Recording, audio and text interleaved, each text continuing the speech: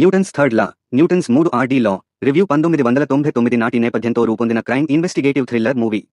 Newton మూడో నియమైన ప్రతి చర్యకు సమానమైన వ్యతిరేక ప్రతిచర్య ఉంటుంది అనే భౌతిక శాస్త్ర సూత్రాన్ని మానవ జీవితాల్లోని కర్మ సిద్ధాంతానికి ముడిపెడుతూ దర్శకుడు రాజేష్ ఖన్నా ఈ చిత్రాన్ని తెరకెక్కించారు. కథ 2026లో డేవిడ్ అవసరాల శ్రీనివాస్ అనే వ్యక్తికి న్యూటన్స్ థర్డ్ లా అనే పుస్తకం కొరియర్లో వస్తుంది. ఆ పుస్తకం చదవడం ప్రారంభించగా అందులోని కథ 1999లోని తన గతానికి సంబంధించినదిగా గ్రహిస్తాడు.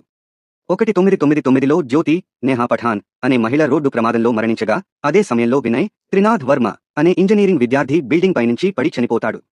ఈ కేసును విచారించే పోలీస్ ఆఫీసర్ వాసుదేవ్ సుమంత్ పోస్ట్మార్టంలో వినయ్ తలలో బుల్లెట్ ఉందని తేలడంతో దాన్ని హత్యగా నిర్ధారించి ఇన్వెస్టిగేషన్ వేగవంతం చేస్తాడు.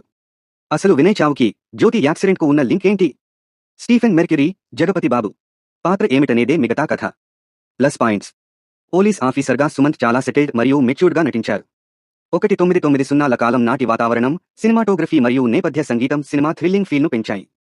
కేసును విచారించే తీరు, ట్విస్టుల కోసం వేసిన పునాది ఫస్ట్ హాఫ్లో ఆసక్తికరంగా సాగుతుంది. మైనస్ పాయింట్స్: సెకండ్ హాఫ్లో ఫ్లాష్ బ్యాక్ సీన్లు రావడం వల్ల కథనం కాస్త సాగదీసినట్లు అనిపిస్తుంది.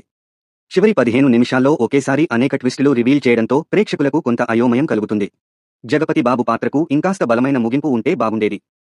సస్పెన్స్, క్రైమ్ థ్రిల్లర్ సినిమాలను ఇష్టపడేవారికి ఇది ఒకసారి చూడదగ్గ వాచబుల్ చిత్రం. ఈ మూవీకి నా రేటింగ్ 2.75 out of 5.